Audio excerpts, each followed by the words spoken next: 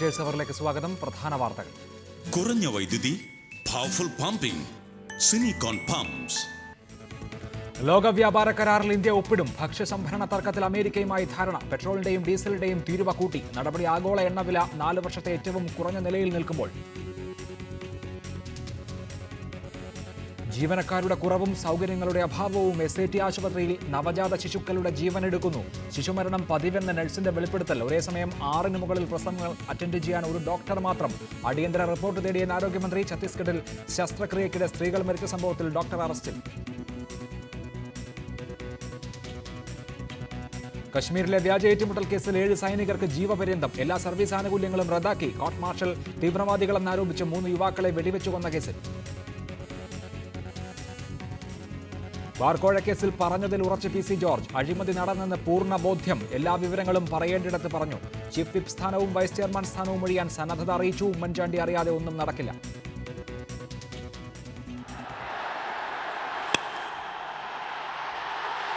It's hit well. It's hit very well. And it's a moment of history for Rohit Sharma.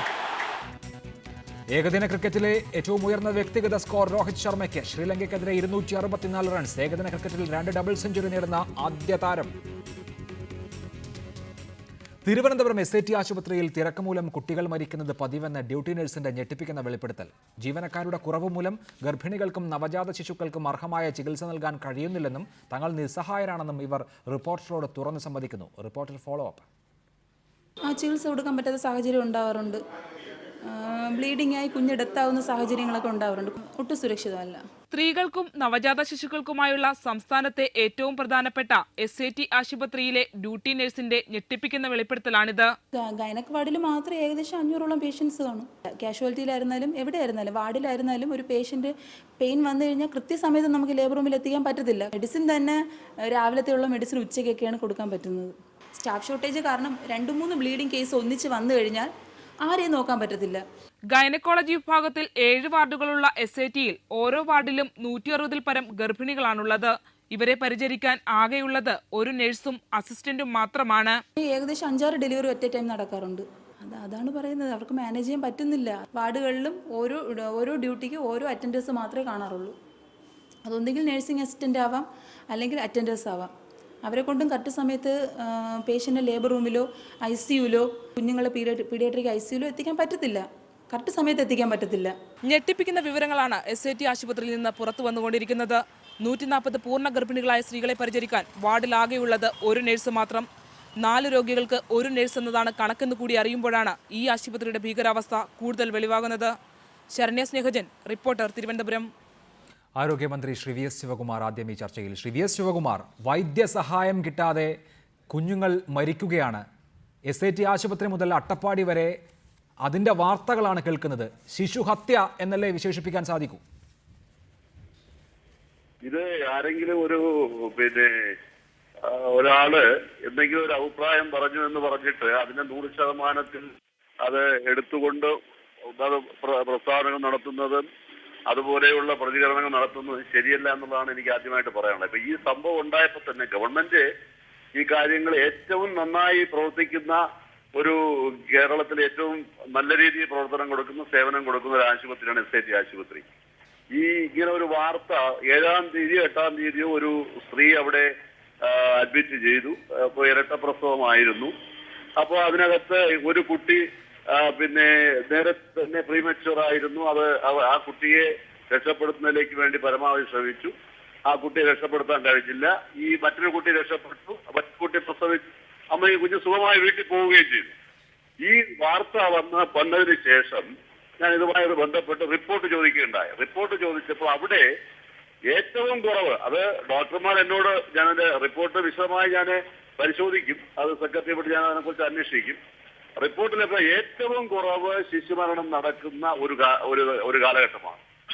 പറഞ്ഞു കഴിഞ്ഞാൽ നമുക്ക് അവിശ്വസനീയമായ രീതിയിൽ തന്നെ അവിടെ ഏറ്റവും കുറവായിട്ട് നമുക്ക് ഈ പ്രസവത്തോടനുബന്ധിച്ചുള്ള ശിശുമരണം അവിടെ ഏറ്റവും കുറവായിട്ട് നടക്കുന്ന ഒരു ആശുപത്രിയാണ് എന്നുള്ള റിപ്പോർട്ടാണ് ലഭ്യമായിട്ട്. അതൊക്കെ കഴിയുന്നതാണ്. തീർച്ചയായും മിനിസ്റ്റർ, ഇക്കാര്യത്തിൽ SAT ആശുപത്രിയുടെ സേവനത്തെ കുറച്ചു കാണുകയല്ല, അങ്ങനെ ചെയ്യുന്നുമില്ല. പൊതുമേഖലയിൽ പ്രവർത്തിക്കുന്ന ഒരു ആരോഗ്യ സ്ഥാപനത്തെ അങ്ങനെ കാണാൻ സാധിക്കുകയില്ലല്ലോ. പക്ഷേ ഒരു വിലയിടിച്ച് കാണിക്കുന്ന സമീപനം എന്ന് പറഞ്ഞാൽ ആ റിപ്പോർട്ടിൽ പറഞ്ഞ റിപ്പോർട്ട് അടിയന്തരമായിട്ട് ഞാൻ വാങ്ങി. റിപ്പോർട്ടിൽ ഇന്നിപ്പോ പറഞ്ഞുള്ള അവിടുത്തെ പിന്നെ മുഴുവൻ സ്റ്റാഫ് സ്ട്രെങ്ത് അനുസരിച്ചിട്ടുള്ള മുഴുവൻ സ്റ്റാഫുകളെ ഉണ്ട്. മിനിസ്റ്റർ തീർച്ചയായും മിനിസ്റ്റർ സ്റ്റാഫ് സ്ട്രെങ്ത് അനുസരിച്ച് 2-3 വേക്കൻസികൾ നേഴ്സസിന്റെ ഉണ്ട് എങ്കിൽ അവിടെ അടുത്ത ദിവസങ്ങൾ നിയമിച്ചിട്ടുണ്ട്. അപ്പൊ അതിന്റെ വ്യക്തമായിട്ടുള്ള രേഖകളുടെ അടിസ്ഥാനത്തിലുള്ള റിപ്പോർട്ടാണ് അവർ നൽകിയിരിക്കുന്നത്, DME നൽകിയിരിക്കുന്നത്. ഇതിനെക്കുറിച്ച് അടിയന്തരമായിട്ട് തന്നെ റിപ്പോർട്ട് വാങ്ങി. പിന്നെ ഒരു കാര്യമുണ്ട്, നമ്മുടെ സംസ്ഥാനത്ത് ഇപ്പൊ 68 സ്റ്റാഫ് പാറ്റേൺ ആണ്. അന്നത്തെ രോഗികളെക്കാൾ കൂടുതൽ രോഗികൾ വരുന്നു. ഇന്ന് വളരെ ക്രിട്ടിക്കലായിട്ടുള്ള പിന്നെ കേസസ് ആണ് SAT ആശുപത്രിയിൽ വരുന്നത്. ഒരു മറ്റൊരു ആശുപത്രി എടുത്ത് നമ്മുടെ ഉന്നതമായിട്ടുള്ള സ്വകാര്യ മൾട്ടി സ്പെഷ്യാലിറ്റി ആശുപത്രികളിൽ നിന്നും പോലും ഇവിടെയാണ് ചികിത്സയ്ക്ക് എത്തിച്ചേരുന്നത്, SAT ആശുപത്രിയിൽ. അപ്പൊ അവരെയൊക്കെ ഇത്രയും കുറച്ച് ശിശു മരണം നമുക്ക് പിടിച്ചു നിർത്താൻ കഴിഞ്ഞു. ഏറ്റവും നല്ല രീതിയിൽ മുന്നോട്ട് പോകുന്നു. അത്തരത്തിലുള്ള റിപ്പോർട്ട് ലഭ്യമായിരിക്കുകയാണ്. അതിന്റെ വിശദമായിട്ട് അതിനെക്കുറിച്ച് സെക്രട്ടറിയോട് അന്വേഷിക്കും. ഔദ്യോഗികമായിട്ടുള്ള വിവരം ലഭ്യമായിട്ടുണ്ട്. ഈ പറയുന്ന ഒരു കാര്യവും ശരിയല്ല. ഇതിനെക്കുറിച്ച് തെറ്റായ വിവരങ്ങൾ ആരെങ്കിലും നൽകിയിട്ടുണ്ടെങ്കിൽ അത് അടിസ്ഥാനരഹിതമാണ്. പിന്നെ ഏറ്റവും നല്ല രീതിയിലുള്ള പ്രവർത്തനങ്ങൾ നടക്കുന്നു. വേറെ എന്തെങ്കിലും പ്രശ്നങ്ങൾ ഉണ്ടെങ്കിൽ പരിഹരിക്കുന്നതിനും ഗവൺമെന്റ് തയ്യാറാണ്. തീർച്ചയായും റിപ്പോർട്ട് ലഭ്യമായി. റിപ്പോർട്ടിന്റെ അടിസ്ഥാനത്തിൽ വിശദമായിട്ടൊരു അന്വേഷണം ഈ റിപ്പോർട്ടിന്റെ അടിസ്ഥാനത്തിൽ നടത്തുന്നതിന് സെക്രട്ടറിയെ ചുമതലപ്പെടുത്തിയിട്ടുണ്ട്. അത് പരിശോധിച്ചിട്ട് SAT ആശുപത്രിയുടെ കാര്യക്ഷമമായ പ്രവർത്തനങ്ങളിൽ എന്തെങ്കിലും അപാകതകളുണ്ടോ പരിശോധിച്ചതിന് ശേഷം പിന്നെ സെക്രട്ടറിയുടെ റിപ്പോർട്ട് അനുസരിച്ചിട്ട് വേണ്ട നടപടി സ്വീകരിക്കുക. അത് വേറൊരു കാര്യം. പക്ഷെ ഇത്രയും ഈ വ്യാജമായിട്ടുള്ള പ്രചരണങ്ങൾ അഴിച്ചുവിടുന്നത് ഒരു ആശുപത്രിയെ സംബന്ധിച്ചിടത്തോളം ശരിയല്ല. ഡോക്ടർമാർ ആത്മാർത്ഥമായി ജോലി ചെയ്യുന്ന ഡോക്ടർമാരാണ്. എന്തെങ്കിലും ഒരു കയ്പ പറ്റുന്നു എന്ന് പറഞ്ഞാൽ പോലും കർശനമായ നടപടികൾ നമ്മൾ സ്വീകരിക്കും. അപ്പോൾ അങ്ങനെയുള്ളൊരു സാഹചര്യമാണുള്ളത്. ഇപ്പൊ എന്തെങ്കിലും ഒരു മറ്റെന്തെങ്കിലും താല്പര്യങ്ങളുടെ പേരിൽ ഒരു ആശുപത്രിയോ അവിടെ ആശുപത്രിയിലെ സ്റ്റാഫിനെയോ മറ്റു ആളുകളെയൊക്കെ എന്ന് കുറ്റപ്പെടുന്നത് ശരിയല്ല. അപാകതകൾ ഉണ്ടെങ്കിൽ തീർച്ചയായിട്ടും ഗവൺമെന്റ് പരിശോധിക്കും. തീർച്ചയായും മിനിസ്റ്റർ ഇവിടെ SAT ആശുപത്രിയുടെ സേവനങ്ങളെ വില കുറച്ച് കാണുന്നില്ല. ഞാൻ നേരത്തെ പറയാൻ ശ്രമിച്ചത് SAT ആശുപത്രിയിലെ ഒരു ഡോക്ടറുടെ സംസാരം ഞങ്ങൾ ഇന്നലെ സംപ്രേഷണം ചെയ്യുകയുണ്ടായി. നഴ്സുമാർ സംസാരിക്കുന്നത് ഇന്ന് ഞങ്ങൾ കാണിക്കുകയുണ്ടായി. അവർ ക്യാമറയിലാണ് സംസാരിക്കുന്നത് എന്നറിയാതെ അവരുടെ മുഖം മറച്ചുകൊണ്ട് അവർ പറയുന്നത് അവരുടെ നിസ്സഹായതയാണ്. അത്രയധികം സ്റ്റാഫ് ഷോർട്ടേജ് ഉണ്ട്. ഞങ്ങളെ സംബന്ധിച്ച് അറ്റൻഡ് ചെയ്യാൻ സാധിക്കുന്നില്ല രോഗികളെ. അങ്ങനെ മരണം പോലും ഉണ്ടാകുന്നുണ്ട്. ഞങ്ങൾക്ക് എന്ത് ചെയ്യാൻ കഴിയും എന്നാണ് ചോദിക്കുന്നത്. കേരളത്തിലെ ഒരു പ്രമുഖമായ പൊതുജന ആരോഗ്യ കേന്ദ്രത്തെക്കുറിച്ചാണ് ഇങ്ങനെ ഒരു ആക്ഷേപം വരുന്നത്. അതാണ് ശ്രദ്ധയിൽപ്പെടുന്നത്. ഏതെങ്കിലും തരത്തിൽ ആ സേവനത്തെ വില കുറച്ച് കാണിക്കുകയല്ല. ഇന്ന് പോയി വിശദമായ റിപ്പോർട്ട് ലഭ്യമാകുന്നതെന്ന് പറഞ്ഞാൽ ഉദ്യോഗസ്ഥരെ ചുമതലപ്പെടുത്തിയാൽ സത്യസന്ധമായ റിപ്പോർട്ട് അവർക്ക് നൽകാൻ പറ്റൂ. രേഖയുടെ അടിസ്ഥാനത്തിൽ റിപ്പോർട്ട് നൽകാൻ പറ്റൂ. അല്ലാതെ വെറുതെ ഒരു റിപ്പോർട്ട് എഴുതാൻ പറ്റൂ. അവിടെ ഇത്ര സ്റ്റാഫ് ഉണ്ട്, ഈ സംഭവം നടന്ന വാർഡിൽ അല്ലെങ്കിൽ ഇത്ര രോഗികൾ കിടക്കുന്ന അല്ലെങ്കിൽ ഇത്രയും ശ്രദ്ധിക്കാൻ കിടക്കുന്നിടത്ത് ഇത്ര സ്റ്റാഫ് ഉണ്ട്, അതൊക്കെ റെക്കോർഡ്സ് ഒക്കെ ഉള്ളതല്ലേ? അല്ലെങ്കിൽ ആരെങ്കിലും വെറുതെ തെറ്റിദ്ധരിപ്പിക്കുന്ന റിപ്പോർട്ട് വരൂ. അപ്പൊ അങ്ങനെ ഒരു അടിച്ചാക്ഷേപിച്ചുകൊണ്ട് ഏറ്റവും നല്ല രീതിയിൽ നടക്കുന്ന ഒരു ആശുപത്രിയുടെ പ്രവർത്തനങ്ങളെ ജനമധ്യത്തിൽ അടിച്ചാക്ഷേപിക്കുന്നത് ശരിയല്ല. ഞാൻ വീണ്ടും പറയുന്നു, റിപ്പോർട്ടിന്റെ അടിസ്ഥാനത്തിൽ ഇതിനകത്ത് എന്തെങ്കിലും അപാകതകൾ ഉണ്ടെങ്കിൽ അത് തീർച്ചയായിട്ടും പരിശോധിക്കും. ആരെങ്കിലും അതിനകത്ത് കുറ്റക്കാരുണ്ടെങ്കിൽ തീർച്ചയായിട്ടും പരിശോധിക്കും. അപ്പൊ അതാണ് എനിക്ക് ഈ കാര്യത്തെക്കുറിച്ച് പറയാനുള്ളത്. ശ്രീ VS ശിവകുമാർ, ഡോക്ടർമാരുടെ സംഘടന ചൂണ്ടിക്കാണിക്കുന്നത് നോക്കൂ. ഇങ്ങനെയുള്ള പൊതുജനാരോഗ്യ കേന്ദ്രങ്ങളിൽ നിന്നടക്കം ഡോക്ടർമാരെ സ്ഥലം മാറ്റുകയാണ്. ഇപ്പോൾ പുതുതായി മഞ്ചേരി മെഡിക്കൽ കോളേജിലേക്കൊക്കെ പകരം സ്റ്റാഫിനെ വെക്കുന്നില്ല. ഡോക്ടർമാരെ സംബന്ധിച്ച് അവർ ചെയ്യേണ്ടുന്ന ജോലിയുടെ ആധിക്യത്തെക്കുറിച്ച്, അവർക്ക് അറ്റൻഡ് ചെയ്യേണ്ടുന്ന രോഗികളുടെ എണ്ണം വളരെ കൂടുതലാണ്, ജോലിഭാരം വളരെ കൂടുതലാണ്. അതേസമയം പുതിയ തസ്തികകളില്ല, ഉള്ള തസ്തികകൾ തന്നെ ഇല്ലാതാകുന്നു. എന്ത് സാഹചര്യമാണിത്? ഈ മെഡിക്കൽ കോളേജുകൾ ഗവൺമെന്റ് പുതിയ മെഡിക്കൽ കോളേജ് കൊണ്ടുവന്നു. കേരളത്തിലെ ഇപ്പോ 5 ഗവൺമെന്റ് മെഡിക്കൽ കോളേജ് ഉണ്ടായിരുന്ന 9 മെഡിക്കൽ കോളേജായി. മെഡിക്കൽ കോളേജ് തൃശൂർ മെഡിക്കൽ കോളേജിൽ പുതിയ 2 ബ്ലോക്ക് പണിതപ്പോൾ 200 പോസ്റ്റുകൾ ക്രിയേറ്റ് ചെയ്തു ഈ ഗവൺമെന്റ്. മഞ്ചേരി മെഡിക്കൽ കോളേജിൽ 140ഓളം പോസ്റ്റുകൾ ക്രിയേറ്റ് ചെയ്തു ഈ ഗവൺമെന്റ്. ഇടുക്കി മെഡിക്കൽ കോളേജിൽ 50ഓളം പോസ്റ്റുകൾ ക്രിയേറ്റ് ചെയ്തു ഈ ഗവൺമെന്റ്. അപ്പൊ ഇത് വ്യാജമായിട്ട് ഇങ്ങനെ പറഞ്ഞാൽ മതിയോ? ഈ പോസ്റ്റുകളൊക്കെ ക്രിയേറ്റ് ചെയ്യുക. അപ്പൊ അത് കഴിഞ്ഞിട്ട് മഞ്ചേരിയിലും ഇടുക്കിയിലും കൂടുതലായിട്ട് അടുത്ത വർഷത്തെ കോഴ്സുകൾ വരുമ്പോൾ ഡോക്ടർമാരെ ആവശ്യമുണ്ട് എന്ന് പറയും. പ്രൊമോഷൻ നൽകി ഡോക്ടർമാരുടെ ഒരു അസിസ്റ്റന്റ് പ്രൊഫസർ, അടുത്ത അസോസിയേറ്റ് പ്രൊഫസർ അല്ലെങ്കിൽ പ്രൊഫസർ കേഡിൽ വരുന്നത് പ്രൊമോഷൻ കൊടുക്കും യഥാർത്ഥത്തിൽ. അപ്പൊ അങ്ങനെ വരുമ്പോൾ ഡോക്ടർമാർക്ക് പ്രൊമോഷൻ സാധ്യതകൾ കൂടുന്നു. അഡീഷണൽ ആയിട്ട് അസിസ്റ്റന്റ് പ്രൊഫസർമാരെ എൻട്രി കേഡറാണ്, അത് PSC നമ്മൾ നിയമിക്കും. അപ്പൊ അതനുസരിച്ചിട്ട് കൂടുതലായിട്ട് ഡോക്ടർമാരെ മഞ്ചേരിയിലും ഇടുക്കിയിലും പുതുതായി മെഡിക്കൽ കോളേജുകൾ വന്നു. അവിടത്തേക്ക് പുതിയ ആൾക്കാരെ നിയമിക്കണമെന്ന് പറഞ്ഞുകൊണ്ട് ഫിനാൻസ് ഡിപ്പാർട്ട്മെന്റിൽ പോയപ്പോ ഫിനാൻസ് ഡിപ്പാർട്ട്മെന്റ് പറഞ്ഞത് സ്വാഭാവികമായിട്ട് അവർ പറഞ്ഞത് ഇവിടുത്തെ മെഡിക്കൽ കോളേജുകളിലെ സ്റ്റാഫ് എത്രയുണ്ട് അതിനെക്കുറിച്ച് ഒരു പഠനം നടത്തി ഒരു റിപ്പോർട്ട് കൊടുക്കണമെന്ന് DME എടുത്ത് ആവശ്യപ്പെട്ടു. DME ഒരു പഠനം നടത്തി ആൾ ഇന്ത്യ മെഡിക്കൽ കൗൺസിൽ. ദയവായി തുടരണം മിനിസ്റ്റർ. എനിക്ക് അങ്ങയുടെ പ്രതികരണം വീണ്ടും ആവശ്യമുള്ളത് കൊണ്ട് താങ്കൾ തിരക്കിലാണെന്ന് അറിയാമെങ്കിലും ഡോക്ടർ മോഹൻ, കേരളത്തിലെ മെഡിക്കൽ കോളേജുകളിലും സർക്കാരിന്റെ സ്പെഷ്യാലിറ്റി ആശുപത്രികളിലും ഡോക്ടർമാരുടെ കുറവും അമിത ജോലിഭാരവും ഉണ്ടോ? മന്ത്രി കാര്യങ്ങൾ അദ്ദേഹത്തിന് ലഭ്യമായ റിപ്പോർട്ടിന്റെ കണക്കുകളുടെ അടിസ്ഥാനത്തിൽ വിശദീകരിച്ചു കഴിഞ്ഞു. കേരളത്തിലെ മെഡിക്കൽ കോളേജുകളുടെ അവസ്ഥ ഇന്നിപ്പോൾ SATയുടെ ചിത്രങ്ങൾ നിങ്ങൾ കാണിച്ചപ്പോൾ തന്നെ വളരെ വ്യക്തമാണ്. ഉദാഹരണത്തിന് SATയിൽ ആശുപത്രിയിൽ സാങ്ഷൻഡായിട്ട് ഗവൺമെന്റ് സാങ്ഷൻ ചെയ്ത സീറ്റുകൾ, ബെഡുകൾ ഏകദേശം 800 മാത്രമാണ്. പക്ഷേ ഈ വരാന്തയിലും ഈ ബെഡിന്റെ അടിയിലുമൊക്കെ കിടക്കുന്ന ആളുകൾ ഏകദേശം 1600-1700 പേരാണ് അവിടെയുള്ളത്. അപ്പോൾ അത്രയും പേരെ പരിശോധിക്കേണ്ടി വരുമ്പോഴത്തേക്ക് ആളുകളുടെ ഒരു കുറവ് തീർച്ചയായിട്ടുമുണ്ട്. പക്ഷേ ഈ പരാതി പറയുന്ന നമ്മുടെ SAT ആശുപത്രിയിലെ പ്രസവ മുറിയിൽ ഓരോ ദിവസവും 9 ഡോക്ടർമാർ വീതമാണ് അവിടെ ഉള്ളത്. 9 ഡോക്ടർമാരുള്ള പ്രസവ മുറി കേരളത്തിലെ ഏതെങ്കിലും ഒരു ആശുപത്രിയിലുണ്ടോ? സർക്കാർ ആശുപത്രിയിലോ അല്ലാതെ ഒരു സ്വകാര്യ ആശുപത്രിയിലോ 1-2 ഡോക്ടർ മാത്രമുള്ള അവസ്ഥയാണ് മിക്കവാറും ആശുപത്രികൾ. അപ്പോൾ ഇത്രയധികം ആളുകളുണ്ട്, പക്ഷേ അതിനേക്കാളും ഇരട്ടി ആളുകൾ വരുന്നു എന്നുള്ളതാണ് നമ്മുടെ പ്രശ്നം. അതായത് മെഡിക്കൽ കോളേജിൽ ഏറ്റവും മികച്ച ചികിത്സ കിട്ടുമെന്ന് ജനങ്ങൾക്ക് ബോധ്യമുള്ളത് കൊണ്ട് ജനങ്ങൾ അവിടെ വരുന്നു. 10,000 പ്രസവമാണ് കഴിഞ്ഞ വർഷം അവിടെ നടന്നത്. ഈ ഒക്ടോബർ വരെയുള്ള കണക്ക് 850ഓളം പ്രസവങ്ങൾ അവിടെ നടന്നിരിക്കുന്നു. അപ്പോൾ അതിനകത്തുള്ള നമ്മൾ കണക്ക് പരിശോധിക്കുമ്പോൾ മനസ്സിലാകുന്നത് ദേശീയ ശരാശരിയേക്കാളും വളരെ വളരെ കുറവാണ്. സംസ്ഥാനത്തിന്റെ ശരാശരിയേക്കാളും വളരെ വളരെ കുറവാണ് ശിശുമരണ നിരക്ക് നമ്മുടെ ആശുപത്രിയിൽ നടന്നിട്ടുള്ളത്. ഇത് തീർച്ചയായിട്ടും നമ്മുടെ ഡോക്ടർമാരുടെയും ബാക്കി സ്റ്റാഫിന്റെയും ഒക്കെ വളരെ ശക്തമായ നല്ല രീതിയിലുള്ള പ്രവർത്തനം കൊണ്ടാണ്. പക്ഷേ ഇതൊന്നും പോരാ എന്നുള്ളതാണ് വസ്തുത. കാര്യം എന്താണെന്ന് വെച്ച് കഴിഞ്ഞാൽ അത്രയ്ക്കധികം രോഗികൾ വരുന്നുണ്ട്. അപ്പോൾ ഇതിന്റെ പരിഹാരം ഒന്നുകിൽ SAT ആശുപത്രിയിൽ ഇനിയും ഇരട്ടി നഴ്സുമാരെ നിയമിക്കാം. അപ്പോൾ അതിന്റെ ഇരട്ടി രോഗികൾ വീണ്ടും വരും. അത് കഴിഞ്ഞിട്ട് വീണ്ടും ഡോക്ടർമാരെ നിയമിക്കുക. അപ്പോൾ അതിന്റെ ഒരു പരിഹാരം നമ്മുടെ പെരിഫറൽ ആശുപത്രികൾ, അതായത് നമ്മുടെ മെഡിക്കൽ കോളേജ് അല്ലാതെയുള്ള അതിന്റെ താഴെയുള്ള ആശുപത്രികളിലെ സൗകര്യങ്ങൾ വർദ്ധിപ്പിക്കുകയും രോഗികൾ അവിടെ ചികിത്സയെ വരുമ്പോൾ ഏറ്റവും ഗുരുതരമായ രോഗികൾ മാത്രം മെഡിക്കൽ കോളേജിൽ വരികയും ചെയ്യുന്ന അങ്ങനെ ഒരു സ്ഥിര പരിഹാരം നമ്മൾ കാണേണ്ടതുണ്ട്. അല്ലാതെ നമുക്ക് ഈ കാര്യത്തിൽ ഒരു പരിഹാരം കണ്ടെത്താൻ കഴിയില്ല. SAT ആശുപത്രിയിൽ മികച്ച ചികിത്സ നൽകുന്നുണ്ട്, ജനങ്ങൾക്ക് വിശ്വാസമുണ്ട്. അതുകൊണ്ടാണല്ലോ അവർ തറയിൽ കിടക്കുന്നത്. റൈറ്റ്. പിന്നെ താങ്കൾ തുടരുക ദയവായി. ശ്രീ PK രാജു, താങ്കൾക്ക് ഇക്കാര്യത്തെക്കുറിച്ച് തീർച്ചയായും ഇവിടെ സൂചിപ്പിക്കപ്പെട്ടതുപോലെ SAT ആശുപത്രിയിൽ വിശ്വാസമുള്ളത് കൊണ്ടാണ് ഇത്രയധികം ആളുകൾ വരുന്നത്. അടിസ്ഥാന വർഗത്തിൽപ്പെട്ട സാധാരണ ജനങ്ങളെ സംബന്ധിച്ച് ചികിത്സയ്ക്ക് മറ്റു വലിയ സൂപ്പർ സ്പെഷ്യാലിറ്റി ആശുപത്രികളൊന്നും ആശ്രയിക്കാനില്ല. അതുകൊണ്ട് ആ സ്ഥാപനം ഏറ്റവും മനോഹരമായി നടക്കണം എന്നുള്ള നിർബന്ധ ബുദ്ധി നമ്മുടെ പൊതുസമൂഹത്തിന് തന്നെ ഉള്ളതുമാണ്. അവിടുത്തെ സാഹചര്യം താങ്കൾക്ക് ബോധ്യമായത് എന്താണ്?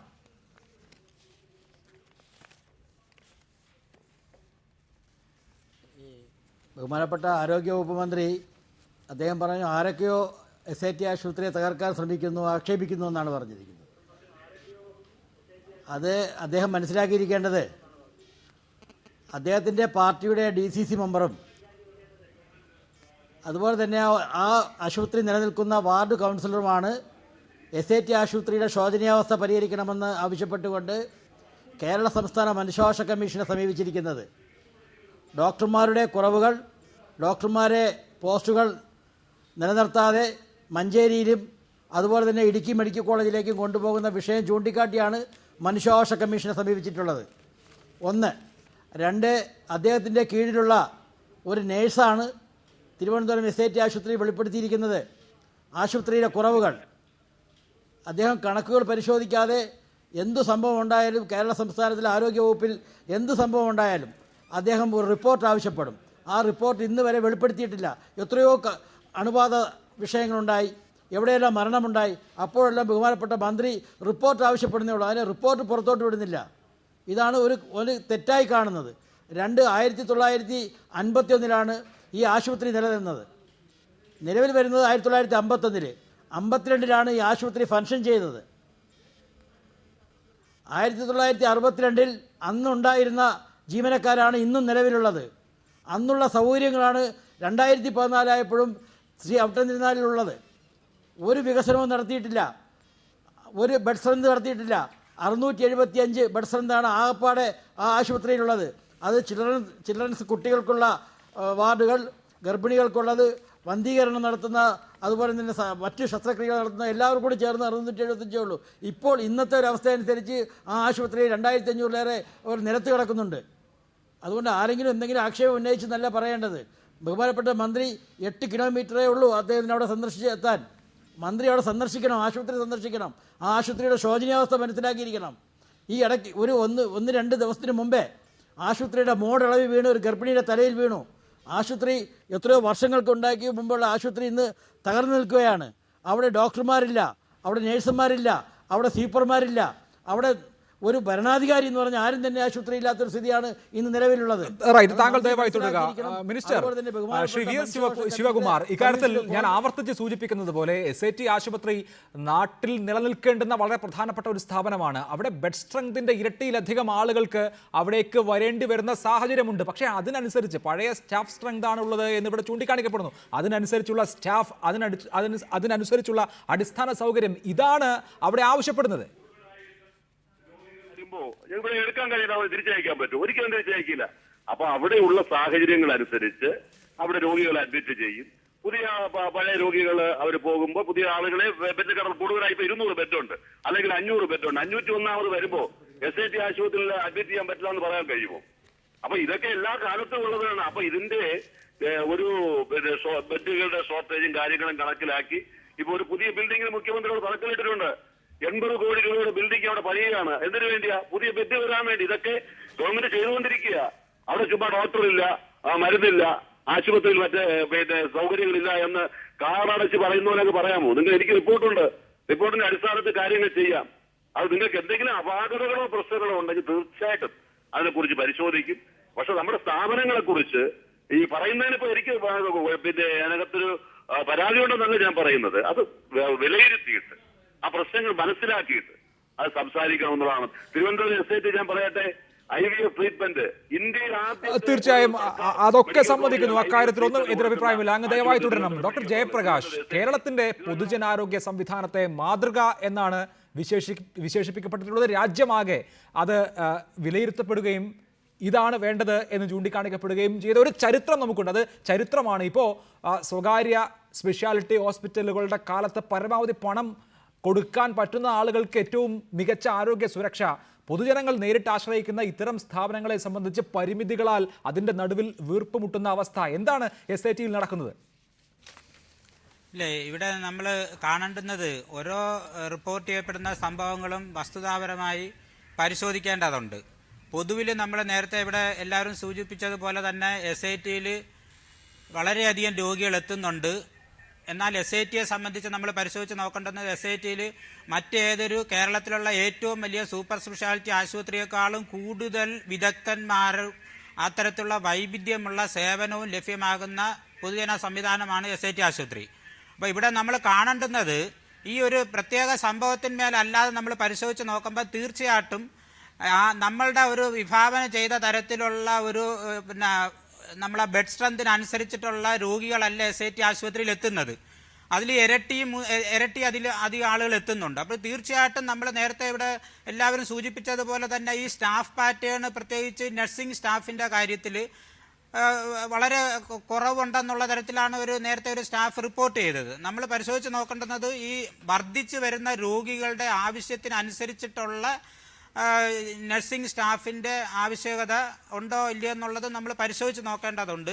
അത് നിലവിലുള്ള പാറ്റേൺ വെച്ചിട്ട് ലഭ്യമായിരിക്കും. പക്ഷേ സർവീസിൻ്റെ നീഡ് അനുസരിച്ചിട്ട് നമ്മൾ കൂടുതൽ സംവിധാനങ്ങളെ വികസിപ്പിക്കേണ്ടി വരുമെന്നുള്ളത് മാത്രമാണ് നമ്മൾ കാണേണ്ടുന്നത്. മറിച്ച് SAT ആശുപത്രിയിൽ ആകെ സംവിധാനങ്ങളെല്ലാം തകരാറിലാണ്.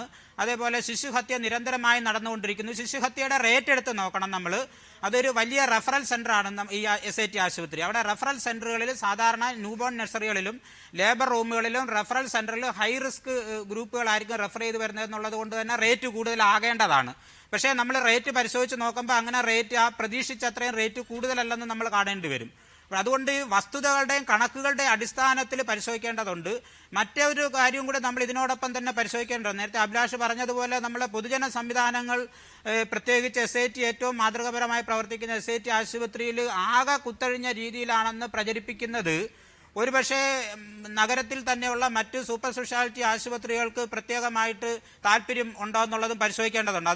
അതുകൊണ്ടാണ് ഞാൻ ആമുഖമായി പറഞ്ഞത് അങ്ങനെ ഒരു പ്രചാരണത്തിന് ഇല്ല എന്ന്. അത് വ്യക്തമാണ് എന്ന് തോന്നുന്നു ഡോക്ടർ ജയപ്രകാശ്. ഏതെങ്കിലും തരത്തിൽ മാതൃകാപരമായി പ്രവർത്തിക്കേണ്ടുന്ന ഏറ്റവും വലിയ ഒരു പൊതുജനാരോഗ്യ രംഗത്തെ ഒരു സ്ഥാപനത്തെ ഏതെങ്കിലും തരത്തിൽ അത്തരത്തിൽ ആക്ഷേപിക്കാൻ ശ്രമിക്കുന്നില്ല എന്ന് ഞാൻ ആമുഖമായി സൂചിപ്പിച്ചത് കൊണ്ടാണ്. ഡോക്ടർ മോഹൻ, ഇവിടെ നേരത്തെ താങ്കൾ കണ്ടതുപോലെ ഒരു നഴ്സ് സംസാരിച്ചപ്പോൾ പറഞ്ഞത് പെയിൻ വന്നാൽ ലേബർ റൂമിലേക്ക് കൊണ്ടുപോകാൻ അല്ലെങ്കിൽ തിയേറ്ററിലേക്ക് കൊണ്ടുപോകാൻ മാത്രമുള്ള സമയത്ത് കൊണ്ടുപോകാനുള്ള സംവിധാനം, അതിനുള്ള സ്ട്രെങ്ത് ഞങ്ങളെ സംബന്ധിച്ചില്ല. രാവിലെ കൊടുക്കേണ്ട മരുന്ന് പലപ്പോഴും ഉച്ചയ്ക്കേ കൊടുക്കാൻ സാധിക്കുകയുള്ളൂ. 3 പേർക്ക് ഒരുമിച്ച് ബ്ലീഡിംഗ് വന്നാൽ ഞങ്ങൾക്കൊന്നും ചെയ്യാൻ സാധിക്കാത്ത അവസ്ഥയാകും. ഈ ശിശു മരണം എന്നുള്ളത് ശിശു ഹത്യയാകുന്നത് അങ്ങനെയുള്ള ഒരു സാഹചര്യത്തിനാണ്. അത് നമ്മുടെ ഭരണകൂടത്തെ സംബന്ധിച്ച് ഇതിപ്പോൾ പൊതുജനാരോഗ്യത്തെക്കുറിച്ചാണല്ലോ നമ്മൾ പറയുന്നത്. സ്റ്റേറ്റിൻ്റെ ഉത്തരവാദിത്തമാണ് സാധാരണ ജനങ്ങളുടെ ആരോഗ്യ പരിരക്ഷ. അതിന് കഴിയാതെ വരുന്ന സാഹചര്യം ഇവിടെ ഉണ്ടാകുന്നു എന്നുള്ളത് വളരെ ലാഘവ ബുദ്ധിയോടെ കാണേണ്ട ഒന്നല്ലല്ലോ. അല്ല, താങ്കൾ പറഞ്ഞത് വളരെ ഗുരുതരമായ ഒരു കാര്യമാണ്. ആശുപത്രിയിൽ ഒരു രോഗി വരുമ്പോൾ ഏറ്റവും മികച്ച നല്ല ചികിത്സ കിട്ടും എന്ന അടിസ്ഥാനത്തിൽ തന്നെയാണ്. നമ്മുടെ ഒരു പ്രശ്നം എന്താണെന്ന് ചോദിച്ചാൽ, നമ്മുടെ സ്റ്റാഫിന്റെ ഒരു നിയമനം ഉണ്ടാക്കിയിരിക്കുന്ന 1962 ഒരു കണക്കനുസരിച്ചാണ്. അതിനുശേഷം അത് പരിഷ്കരിച്ചിട്ടില്ല എന്നുള്ളതാണ് പ്രശ്നം. മാത്രമല്ല, അന്നത്തെ രീതിയിലുള്ള ചികിത്സയല്ല ഇന്ന് നടക്കുന്നത്. അന്നത്തെ രീതിയിലുള്ള രോഗികളുമല്ല മെഡിക്കൽ കോളേജ് ആശുപത്രിയിൽ വരുന്നത്. വളരെ ഗുരുതരമായ രോഗികളാണ്. അവർക്ക് വളരെ അക്യൂട്ട് കെയർ കൊടുക്കണം. ഇപ്പം മെഡിക്കൽ കൗൺസിലിലേക്ക് നിർദ്ദേശം അനുസരിച്ചിട്ട് പറയുകയാണെങ്കിൽ ലേബർ റൂമിലും അതുപോലെ ഇന്റൻസീവ് കെയറിലുമൊക്കെ ഒരു രോഗിക്ക് ഒരു നഴ്സ് വേണമെന്നാണ് പറയുന്നത്. പക്ഷെ നമുക്ക് അങ്ങനെയില്ല. ഇപ്പൊ നമ്മുടെ ലേബർ റൂമിലെ കണക്ക് ഞാനിപ്പോൾ അന്വേഷിച്ചപ്പോൾ പറഞ്ഞത് അവിടെ ആകെ ലേബർ റൂമിൽ 16 നഴ്സുമാരേ ഉള്ളൂ. ഡോക്ടർമാരെക്കാളും എണ്ണം കുറവാണ് നഴ്സുമാരുടെ എന്നാണ് അറിഞ്ഞിരിക്കുന്നത്. അപ്പം ഒരു ദിവസം 30-40 പ്രസവം നടക്കുന്ന ഒരു സ്ഥലമാണ്. അപ്പൊ അവിടെ 3 ഷിഫ്റ്റ്, ഇപ്പൊ നമുക്ക് പണ്ട് 2 ഷിഫ്റ്റ് ആയിരുന്നപ്പോഴത്തേക്ക് ആളുകളുടെ എണ്ണം ഒരു ഷിഫ്റ്റിൽ 8 പേര് വീതമായിരുന്നു. ഇപ്പൊ 3 ഷിഫ്റ്റായി. 3 ഷിഫ്റ്റ് ആകുമ്പോഴത്തേക്ക് ഈ 16 വീണ്ടും ഡിവൈഡ് ചെയ്യുമ്പോൾ 4 പേര് വീതമേ ഉള്ളൂ. അപ്പോൾ ഈ കാര്യങ്ങളൊക്കെ പരിഗണിച്ചുകൊണ്ട് സംസ്ഥാനത്തെ SAT ആശുപത്രി മാത്രമല്ല മൊത്തം ആശുപത്രികളിലെ സ്റ്റാഫിന്റെ ഒരു പുനർനിർണയം അത്യാവശ്യം വേണം. പിന്നെ അതുപോലെ തന്നെ നേഴ്സിംഗ് അസിസ്റ്റന്റിന്റെയൊക്കെ മറ്റും നിയമന രീതിയും വളരെ തെറ്റാണിന്ന്. അതായത് ഒരാളെ മെഡിക്കൽ കോളേജ് ആശുപത്രിയിൽ എടുക്കുന്നത് സ്വീപ്പറായിട്ടാണ്, എന്നിട്ട് അയാളെയാണ് പ്രൊമോഷൻ കൊടുത്തിട്ട് നേഴ്സിംഗ് അസിസ്റ്റന്റ് വരെ എത്തിക്കുന്നത്. അവർക്കൊരു ട്രെയിനിങ്ങും കിട്ടുന്നില്ല. ഇത് എത്രയോ വർഷമായിട്ട് നമ്മൾ ചെയ്യുകയാണ്. ഡോക്ടർമാരുടെ സംഘടനകൾ പല പ്രാവശ്യം ആവശ്യപ്പെട്ടിട്ടുള്ളതാണ് അവർക്ക് കൃത്യമായ ട്രെയിനിങ് കൊടുക്കണം. അപ്പൊ അങ്ങനെയുള്ള കാര്യങ്ങളൊക്കെ തന്നെ ഒരു സമഗ്രമായിട്ട് നമ്മുടെ ആരോഗ്യ മേഖലയിൽ ഇത്തരം കാര്യങ്ങളെക്കുറിച്ചൊരു പഠനം നടത്തിയിട്ട് വേണ്ട ആളുകളെ നിയമിക്കണം. അതുകൂടാതെ നമ്മുടെ ഈ സെൻട്രൽ ഹോസ്പിറ്റലുകളെ റഫറലാക്കേണ്ട ഒരു കാലം അതിക്രമിച്ചിരിക്കുകയാണ്. SAT ആശുപത്രിയിലൊക്കെ ഇപ്പം ഇത് ഈ വന്ധ്യതയ്ക്കുള്ള അങ്ങനെയുള്ള വളരെ സങ്കീർണമായ ചികിത്സ നടക്കുന്ന ആശുപത്രിയിൽ നമ്മൾ ചെറിയ രോഗങ്ങളുമായിട്ട് വരുന്ന ആളുകളുടെ ഒരു തള്ളിക്കയറ്റം ഉണ്ടാവാതിരിക്കാൻ നമ്മൾ ശ്രമിക്കണം. അപ്പൊ അതിനുവേണ്ടി ഉദാഹരണത്തിന് തിരുവനന്തപുരത്താണെങ്കിൽ നമുക്ക് പെരിഫറൽ ഇത് പേരൂർക്കട ഹോസ്പിറ്റൽ അതുപോലെയുള്ള ആശുപത്രികളെ നമ്മൾ മികച്ച രീതിയിൽ സ്ട്രെങ്തൻ ചെയ്യണം. ആളുകൾക്ക് വിശ്വാസം വരുന്ന രീതിയിൽ ആ ആശുപത്രിയെ വികസിപ്പിക്കുമ്പോഴത്തേക്ക് ആളുകളെ മെഡിക്കൽ കോളേജിൽ തള്ളാൻ വരില്ല. ഇപ്പൊ തറയിൽ കിടക്കാൻ നമ്മുടെ നാട്ടുകാർക്ക് നിർബന്ധമൊന്നുമില്ല. പക്ഷേ നിവൃത്തിയില്ലാത്തതുകൊണ്ടാണ് അവർ SAT ആശുപത്രിയിലെ തറയിൽ കിടക്കുന്നത്. അതേസമയം അവരുടെ വീട്ടിന്റെ അടുത്തുള്ള ചെറിയ ആശുപത്രിയിൽ കട്ടിലിൽ കിടന്ന് സുഖമായി ചികിത്സ നേടി പ്രസവിക്കാൻ അവസരം കിട്ടുകയാണെങ്കിൽ അവരിവിടെ വരില്ല. ഇത് നമ്മളെ കേരള സമൂഹം തന്നെ മൊത്തത്തിൽ അത് ചെയ്യേണ്ട ഒരു കാര്യമാണ്. മാത്രവുമല്ല, ജനങ്ങളെ സംബന്ധിച്ചിടത്തോളം കേരളത്തിലെ ഇപ്പോഴത്തെ ആരോഗ്യനില നമ്മൾ ലോക എന്താ പറയാ നമ്മൾ ഈ അമേരിക്കയെക്കാളും നല്ല മികച്ച രീതിയിലാണ് നമ്മുടെ ശിശുമരണ നിരക്കും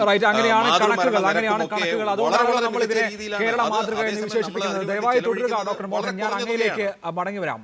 ഡോക്ടർ ജയപ്രകാശ്, എന്താണ് SAT ആശുപത്രിയുടെ പ്രസക്തി?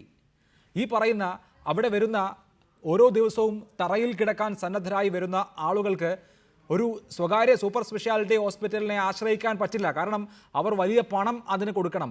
അതിന് നിവൃത്തിയില്ലാത്ത ആളുകളാണ് SAT പോലെയുള്ള ഏറ്റവും വിദഗ്ധ ചികിത്സ കിട്ടുമെന്ന് അവർക്ക് മനസ്സിന് ഉറപ്പുള്ള സ്ഥാപനങ്ങളിലേക്ക് വരുന്നത്. അങ്ങനെ വരുന്ന ആളുകൾക്ക് ലഭിക്കുന്ന സൗകര്യങ്ങളാണ് നമ്മുടെ പൊതുസമൂഹത്തിൻ്റെ ശ്രദ്ധ. അവിടെയാണ് ഭരണകൂടത്തിൻ്റെ ഇടപെടൽ പാളിപ്പോകുന്നോ എന്ന സംശയവും ഉയരുന്നത്. അവിടെയുള്ള സ്റ്റാഫിനുള്ള ഉത്തരവാദിത്വം വളരെ വലുതാണ്. മതിയായ സ്റ്റാഫില്ല എന്ന് പറയുമ്പോൾ അതിൻ്റെ പ്രത്യാഘാതം വളരെ വലുതാണ്. അതുകൊണ്ട് തന്നെ ഇത്തരം വിഷയങ്ങൾ ഉയരുമ്പോൾ ഇതിനെ ആശുപത്രിയെ അപകീർത്തിപ്പെടുത്താനുള്ള ശ്രമം എന്ന് കാണേണ്ടതുണ്ടോ? പൊതുസമൂഹത്തിൽ അനിവാര്യമായി നടക്കേണ്ടുന്ന ഇതുപോലെയുള്ള സ്ഥാപനങ്ങളെ നിലനിർത്തുക എന്ന അർത്ഥത്തിലുള്ള ഒരു തിരുത്തൽ പ്രക്രിയയല്ലേ അത്? തീർച്ചയായിട്ടും. അതായത് നമ്മൾ കാണേണ്ടുന്നത് നമ്മളുടെ മെഡിക്കൽ കോളേജുകളിലും സർക്കാർ ആശുപത്രികളിലും SAT അടക്കം വരുന്ന രോഗികളുടെ സോഷ്യോ എക്കണോമിക് ക്ലാസ് എടുത്ത് പരിശോധിച്ച് നോക്കണം. രണ്ട്, നമ്മൾ സൂപ്പർ സ്പെഷ്യാലിറ്റി ആശുപത്രികളിൽ വരുന്ന രോഗികളുടെ സോഷ്യോ എക്കണോമിക് ക്ലാസ് എടുത്ത് പരിശോധിച്ച് നോക്കണം. തീർച്ചയായിട്ടും ഒരു സമ്പ്രദായത്തിൻ്റെ ഭാഗമായിട്ട് തന്നെ പൂർണ്ണമായ ഗുണനിലവാരമുള്ള ചികിത്സ, അത് ലഭ്യമായ ഏറ്റവും മെച്ചപ്പെട്ട തരത്തിലുള്ള ചികിത്സ തന്നെ നമ്മളുടെ സർക്കാർ ആശുപത്രികളിലടക്കം SAT ആശുപത്രിയിലടക്കം ലഭിക്കണമെന്ന് തന്നെയാണ് അതിൻ്റെ ഏറ്റവും അടിസ്ഥാന തത്വം. അത് SAT വരുമ്പോഴാണെങ്കിൽ തന്നെ ഞാൻ നേരത്തെ പറഞ്ഞതുപോലെ ഏറ്റവും വൈവിധ്യപൂർണമായ തരത്തിലുള്ള ചികിത്സ നടക്കുന്നുണ്ട്. രോഗികൾ കട്ടിലിൽ ഇല്ലാത്തത് മൂലം തറയിൽ കിടക്കേണ്ടി വരുന്ന തരത്തിലുള്ള ഓവർ പോപ്പുലേഷൻ നമ്മളുടെ സർക്കാർ സംവിധാനത്തിലെല്ലാം തന്നെ ഉണ്ടെന്ന് നമ്മൾ കാണേണ്ടതുണ്ട്. പക്ഷേ ഇവിടെ നമ്മൾ കാണേണ്ടുന്നത് ഇത്തരത്തിലുള്ള ഗുണനിലവാരമുള്ള ചികിത്സ വർദ്ധിച്ചു വരുന്ന ആവശ്യകതയുടെ അടിസ്ഥാനത്തിൽ വേണ്ടി വരുമ്പോൾ അതിനാവശ്യമായ തരത്തിലുള്ള കാലോചിതമായ തരത്തിലുള്ള, പ്രത്യേകിച്ച് നഴ്സിംഗ് സ്റ്റാഫ് പോലെയുള്ള കാര്യത്തിൽ കാലോചിതമായ പരിഷ്കരണം വേണമെന്നുള്ളതാണ് നമ്മൾ ഈ സംഭവങ്ങളിൽ സൂചിപ്പിക്കുന്നത്. പക്ഷേ നമ്മൾ കാണുന്ന മറ്റൊരു വിഷയം ഞാൻ പറഞ്ഞു വന്നത്, ഇത് റിപ്പോർട്ടർ ചാനൽ അങ്ങനെ SATക്കെതിരെ ഒരു വാർത്ത കൊടുക്കുന്നു എന്നുള്ള അർത്ഥത്തിലല്ല. പകരം SAT ആശുപത്രിയുടെ ഘട്ടങ്ങളിൽ പലപ്പോഴും ഇത് ചർച്ച ചെയ്യപ്പെടുകയും എന്നാൽ മറുവശത്ത് സൂപ്പർ സ്പെഷ്യാലിറ്റി ആശുപത്രികളിൽ നടക്കുന്ന വിഷയങ്ങൾ മാധ്യമത്തിൻ്റെ മുമ്പിൽ ചർച്ച ചെയ്യപ്പെടാതിരിക്കുകയും ചെയ്യുന്ന ഒരു സാഹചര്യം കൂടി ഉണ്ടെന്ന് ഇതിനോടൊപ്പം നമ്മൾ ചേർത്ത് വായിക്കേണ്ടതുണ്ട്. പൊതുവിൽ ചർച്ചകൾ മുഴുവൻ സർക്കാർ ആശുപത്രികളെ കുറിച്ചിട്ടുള്ള ചർച്ചകൾ പൂർണ്ണമായി നടക്കുന്നത് നല്ലത് തന്നെയാണ്. കൃത്യമായി പരിശോധിക്കപ്പെടേണ്ടതുണ്ട്. വസ്തുതകളുടെ അടിസ്ഥാനത്തിൽ ഈ സംഭവത്തിലടക്കം വസ്തുതകളുടെ അടിസ്ഥാനത്തിൽ കൃത്യമായി പരിശോധന നടക്കേണ്ടതുണ്ട്. കുറ്റക്കാർ ശിക്ഷിക്കപ്പെടേണ്ടതുണ്ട്, കുറ്റക്കാർ ഉണ്ടെങ്കിൽ. അതേ സമയത്ത് തന്നെ നമ്മളുടെ മുഴുവൻ പൊതുജനാരോഗ്യ സംവിധാനം മാത്രമല്ല, നമ്മുടെ ആരോഗ്യ മേഖലയിൽ അടക്കം ഇപ്പം മേധാവിത്വമുള്ളത് സൂപ്പർ സ്പെഷ്യാലിറ്റി സ്വകാര്യ ആശുപത്രികൾക്കാണ്. അപ്പോൾ ആരോഗ്യ മേഖലയുടെ മുഴുവനായ ഒരു പരിശോധന നടക്കണം. അതിൻ്റെ ഒരു പ്രധാന പങ്കെന്നുള്ള രീതിയിൽ സർക്കാർ സംവിധാനത്തിൻ്റെ പരിശോധനകൾ നടക്കണം. സർക്കാർ സംവിധാനത്തിൻ്റെ പരിശോധനകൾ മാത്രം നടക്കുന്ന ഒരു സാഹചര്യം അത് വിമർശിക്കപ്പെടണമെന്ന് തന്നെയാണ് എൻ്റെ പക്ഷം. പക്ഷേ വിമർശിക്കപ്പെടുമ്പോൾ പൊതുസമൂഹത്തിൽ ഒരു മെസ്സേജ് വരുന്നുണ്ടോ എന്നൊരു സംശയം വരുന്നു. SATയിലൊന്നും നടക്കുന്നില്ല, അല്ലെങ്കിൽ സർക്കാർ ആശുപത്രികളിലൊന്നും നടക്കുന്നില്ല. എന്നാൽ ഈ സർക്കാർ ആശുപത്രികളിലും SATയിലടക്കം മറ്റേതൊരു, ഞാൻ ആവർത്തിക്കുകയാണ്, മറ്റേതൊരു ആശുപത്രിയിലേക്കാൾ കൂടുതൽ ക്വാളിഫൈഡ് ഹാൻഡ്സും സർവീസും വൈവിധ്യവും SATയിലടക്കം നടക്കുന്നുണ്ട്.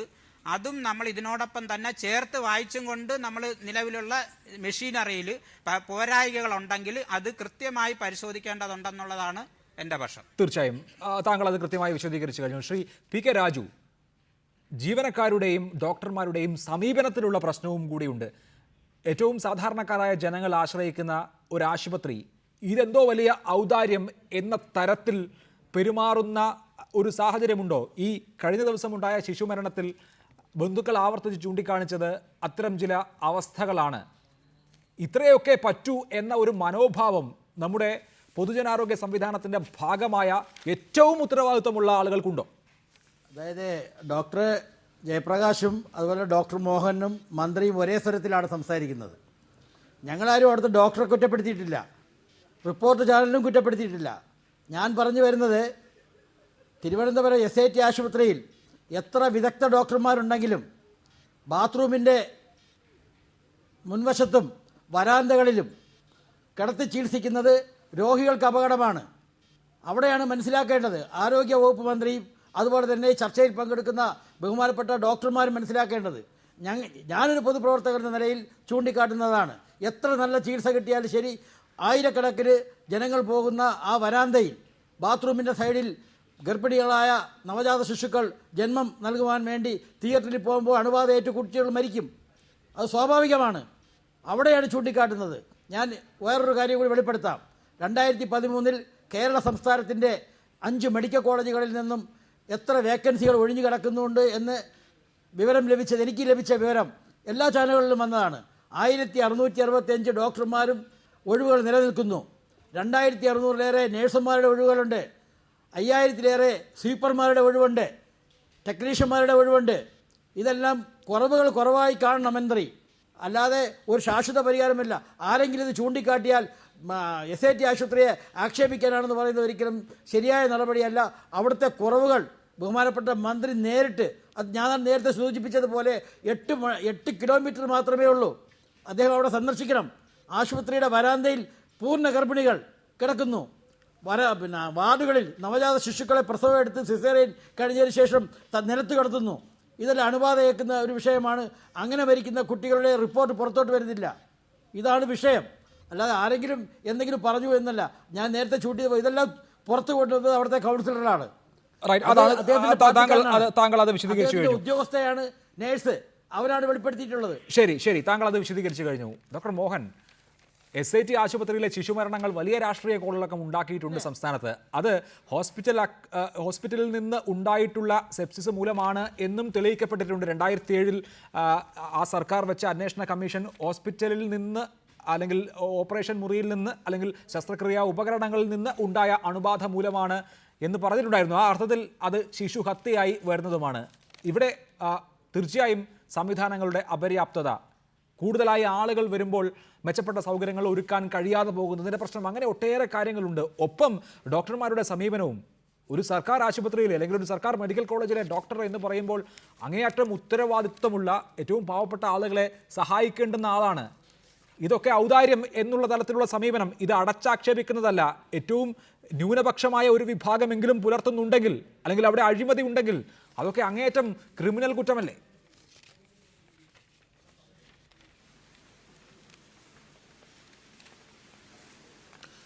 അതല്ല, ഈ ഒരു കാര്യം നമ്മൾ മനസ്സിലാക്കണം. കേരളത്തിൽ ഗവൺമെന്റ് ആശുപത്രിയിൽ ജോലി ചെയ്യുന്ന ആളുകളെ അല്ലെങ്കിൽ ഗവൺമെന്റ് ആശുപത്രികളെ ആർക്കും ആക്രമിക്കാവുന്ന, ആർക്കും അടിക്കാവുന്ന ഒരു ചെണ്ടയാണെന്ന് പലയിടത്തും തോന്നുന്നുണ്ട്. പക്ഷെ നമ്മളൊരു കാര്യം മനസ്സിലാക്കണം. ഈ രോഗികൾ ഈ ഡോക്ടർമാരെ വിശ്വസിക്കുന്നു, ഈ ആശുപത്രികളെ വിശ്വസിക്കുന്നു. അതുകൊണ്ടാണ് അവർ തുടരെ അവിടെ വരുന്നത്.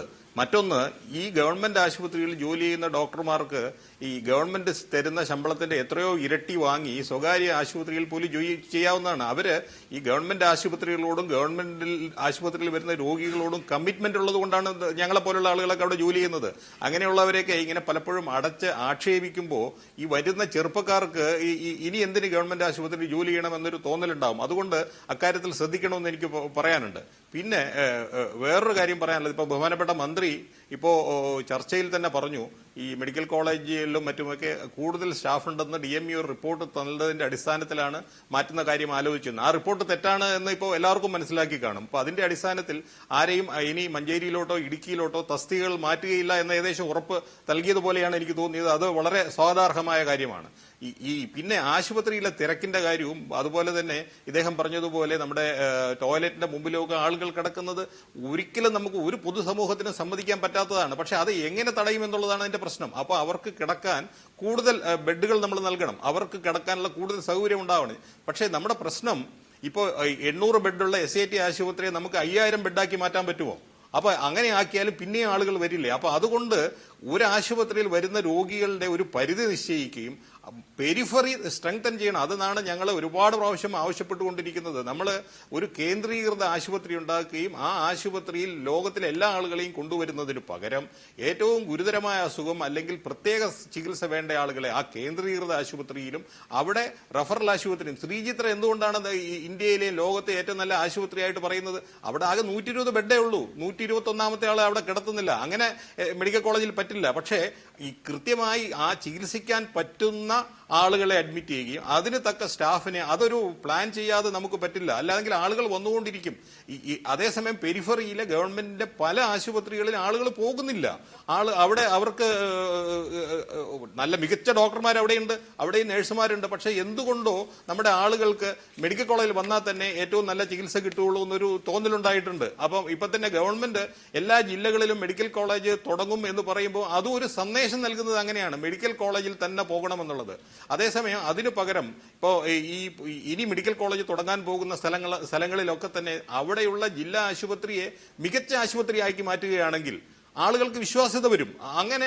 അങ്ങനെ ഒരു ക്വാളിറ്റേറ്റീവ് ആയിട്ടുള്ള ഒരു തിങ്കിങ് നമുക്ക് വേണം. കൂടുതൽ MBBS വിദ്യാർത്ഥികളെ സൃഷ്ടിക്കുന്ന കോളേജുകൾ പുതുതായിട്ട് തുടങ്ങുന്നതിന് പകരം ആ പണത്തിന്റെ 10 ഉപയോഗിച്ചിട്ട് നമുക്ക് മികച്ച ആശുപത്രികളെ, ജില്ലാ ആശുപത്രികളെ നമുക്ക് വളർത്താൻ പറ്റും.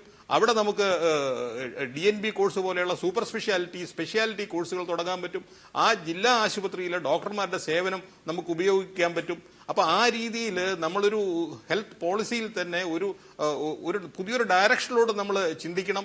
ഈ റിപ്പോർട്ടർ ചാനൽ ഈ വാർത്ത കൊടുത്തത് ഇങ്ങനെ ഒരു ചർച്ച ഉണ്ടാക്കുവാനും ഇത്തരം കാര്യങ്ങളെക്കുറിച്ച് ചിന്തിക്കുവാനും നമുക്കൊരു അവസരം നൽകിയത് വളരെ നല്ലതാണ്. പക്ഷേ അവസാനമായിട്ട് ഞാൻ പറയട്ടെ, SAT ആശുപത്രി തന്നെയാണ് ഇന്ന് കേരളത്തിലെ ഏറ്റവും മികച്ച പ്രസവ ചികിത്സ നൽകുന്നത്, ശിശു ചികിത്സ നൽകുന്നത്. കേരളത്തിലെ ഏതൊരു എന്താ പറയുക multi speciality, super speciality, 5 star ആശുപത്രികൾക്കും മുമ്പിൽ പോലും വെല്ലുവിളിച്ചുകൊണ്ടാണ് SAT ആശുപത്രി നിൽക്കുന്നത്. കാരണം അവിടുത്തെ മരണനിരക്ക് അത്ര കുറവാണ്.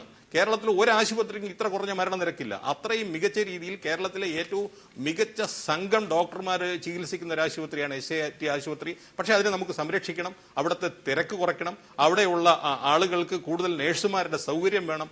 അതിനുവേണ്ടി നമ്മളെല്ലാവരും ഒത്തൊരുമിച്ച് പ്രവർത്തിച്ചു കഴിഞ്ഞാൽ കേരളം ഇന്ന് ഏറ്റവും മികച്ച ആരോഗ്യ നിലയുള്ള ആണെന്ന് ലോകാരോഗ്യ സംഘടനയൊക്കെ പറയുന്നുണ്ട്. ലോകാരോഗ്യ സംഘടന കുറച്ചുകൂടി പറയാൻ വേണ്ടിയിട്ട് ഇനിയും നമുക്ക് മെച്ചപ്പെടുത്താനുണ്ടെന്നാണ് താങ്കൾ അതാണ് എനിക്ക് പറയാനുള്ളത്. റൈറ്റ്, താങ്കൾ ദയവായി തുടരുക. ഡോക്ടർ ജയപ്രകാശ്, എന്തുകൊണ്ട് ജനങ്ങൾ സർക്കാർ ആശുപത്രികളെ ആശ്രയിക്കുന്നു എന്നുള്ള ചോദ്യത്തിന് എനിക്കുള്ള ഉത്തരം വിശ്വാസത്തെക്കാൾ കൂടുതൽ വേറെ നിവൃത്തിയില്ലാത്തത് കൊണ്ട് എന്നുള്ളതാണ്. അക്കാര്യത്തിൽ യോജിപ്പും വിയോജിപ്പുമാകാം. പക്ഷെ ഞാൻ ചോദിക്കാൻ ഉദ്ദേശിക്കുന്ന ഏറ്റവും പ്രധാനപ്പെട്ട കാര്യം, ഈ സംവിധാനം, ത്രിതല സംവിധാനം, നമ്മുടെ പൊതുജനാരോഗ്യ സംവിധാനം ശരിയാവണ്ണം ആരോഗ്യത്തോടു കൂടിയാണോ ഇപ്പോൾ നിലനിൽക്കുന്നത്? ഭരണകൂടത്തിന് വലിയ ഉത്തരവാദിത്വമുണ്ട്.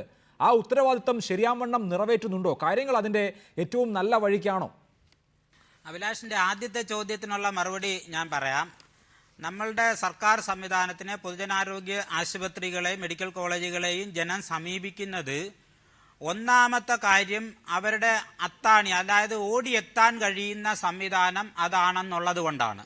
നമ്മൾ പരിശോധിച്ച് നോക്കിക്കഴിഞ്ഞാൽ സൂപ്പർ സ്പെഷ്യാലിറ്റി ആശുപത്രികൾ കഴിഞ്ഞ 2 ദശകങ്ങളിൽ ക്രമാതീതമായി വർദ്ധിച്ചു വന്ന സാഹചര്യത്തിൽ കുറച്ച് പേയിങ് കപ്പാസിറ്റി ഉള്ള പോപ്പുലേഷൻ അങ്ങനെ അവിടത്തേക്ക് ഷിഫ്റ്റ് ചെയ്തതായി നമുക്കത് ട്രാൻസിഷൻ കാണാൻ സാധിക്കും. അതുകൊണ്ട് ഒന്നാമത്തെ കാരണം തീർച്ചയായിട്ടും വേറെ വഴിയില്ല എന്നുള്ളത് ഒരു പ്രധാന കാരണം തന്നെയാണ്. രണ്ടാമത്തെ കാര്യം, ഏതൊരു വിമർശിക്കപ്പെടുന്ന സർക്കാർ ആശുപത്രികളിലെയും ചികിത്സയും സർവീസിനെയും സംബന്ധിച്ച് വിലയിരുത്തുമ്പോൾ നമ്മൾ പ്രശംസിക്കുന്ന മറ്റൊരു സൂപ്പർ സ്പെഷ്യാലിറ്റി ആശുപത്രിയിലേക്കാൾ മെച്ചമായിരിക്കുമെന്നുള്ളത് നമ്മൾ കാണേണ്ടതുണ്ട്.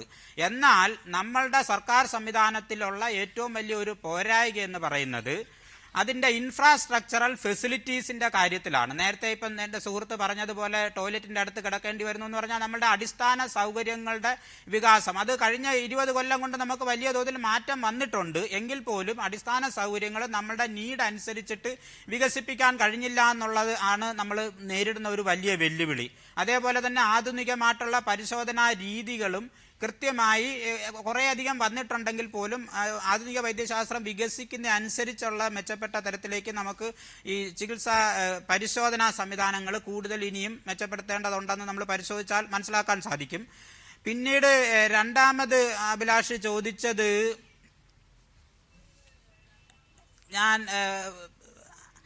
നമ്മളിവിടെ കാണേണ്ടുന്ന ഒരു കാര്യം, നമ്മുടെ ആശുപത്രി സംവിധാനങ്ങളിനകത്തുള്ള ഈ ചികിത്സ അത് ഒരിക്കലും ഒരു ഔദാര്യം എന്നുള്ള തരത്തിലല്ല നമ്മൾ അതിനെ കാണേണ്ടുന്നത്. മറിച്ച് സംവിധാനത്തിൻ്റെ റെസ്പോൺസിബിലിറ്റിയാണ്. മുഴുവൻ ജനങ്ങളുടെയും ആരോഗ്യം ഉറപ്പുവരുത്തപ്പെടുന്ന ചികിത്സാ സംവിധാനം ഉറപ്പുവരുത്തുന്നത് ഭരണകൂടത്തിൻ്റെ ഉത്തരവാദിത്തമാണെന്ന് തന്നെ നമ്മൾ കാണേണ്ടി വരും.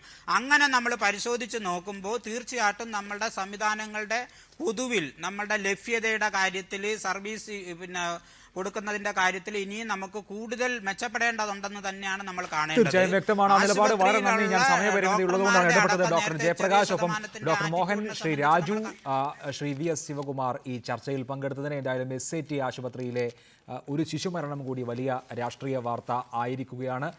SAT പോലെ മാതൃകാപരമായി പ്രവർത്തിക്കേണ്ടുന്ന ആശുപത്രികൾ ഏതെങ്കിലും തരത്തിൽ അല്പം താഴേക്ക് പോകുന്നത് പോലും പൊതുസമൂഹത്തെ സംബന്ധിച്ച് വലിയ പ്രത്യാഘാതവും വലിയ ആശങ്കയും ഉണ്ടാക്കുന്നതാണ് എന്നതുകൊണ്ട് തന്നെ എല്ലാ അർത്ഥത്തിലും ജനങ്ങൾക്ക് ആശ്രയിക്കാൻ കഴിയുന്ന ഈ ആശുപത്രികളിൽ നടക്കുന്ന കാര്യങ്ങൾ സ്വാഭാവികമായും വലിയ ചർച്ചയാവുകയും ചെയ്യും.